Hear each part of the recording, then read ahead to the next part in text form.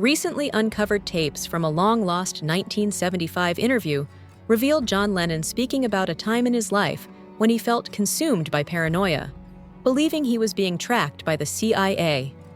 The recording, thought to have been lost for decades, resurfaced when boom radio DJ Nicky Horne's wife found a box of old reel-to-reel tapes while cleaning their basement earlier this year.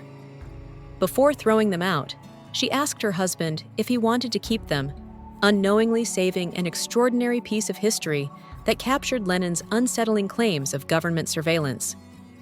In the interview, broadcast on the eve of what would have been Lennon's 85th birthday, the former Beatle described how he had been convinced the U.S. government was spying on him ever since the release of Gimme Some Truth in 1971, a protest song criticizing President Richard Nixon and his handling of the Vietnam War.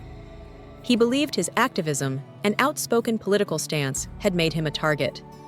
Even before that, his 1969 anthem, Give Peace a Chance, had already placed him under scrutiny by Washington authorities. Speaking to Horne, who was just 25 at the time and working for Capitol Radio, Lennon explained that he could tell when his phone line wasn't normal, saying that strange noises and interference convinced him it was being tapped. He admitted he had become deeply suspicious during that period, reasoning that anyone in his position would have felt the same. He recalled seeing unfamiliar men stationed outside his home and cars that seemed to follow him everywhere, making no effort to hide their presence. For Lennon, it was clear they wanted him to know he was being watched. Although he couldn't prove his suspicions, Lennon pointed out that there were constant repairs being done in the basement of the Dakota building where he lived, something he believed was related to the alleged bugging. He also mentioned that other famous musicians were facing similar difficulties at the time. According to him, figures like Mick Jagger, Paul McCartney, and George Harrison all struggled with travel restrictions and government interference.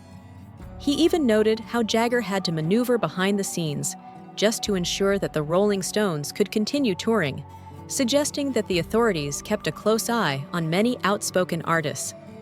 Reports later confirmed that Lennon's concerns weren't entirely unfounded. In 1971, after moving to New York and associating with radical anti-war activists, the FBI began monitoring him. A year later, the Immigration and Naturalization Service launched an effort to deport him. When poet and activist John Sinclair received a harsh 10-year sentence for possessing 2 marijuana joints, Lennon responded by writing and performing a protest song in Sinclair's honor in 1972, an event that FBI agents reportedly attended. In 1973, Lennon filed a lawsuit against the Nixon administration, accusing it of illegal wiretapping and surveillance while he was fighting deportation. His legal battle continued until Nixon's resignation in 1974, which finally allowed Lennon to remain in the United States and secure his green card, a long-awaited victory after years of fear, pressure, and political persecution.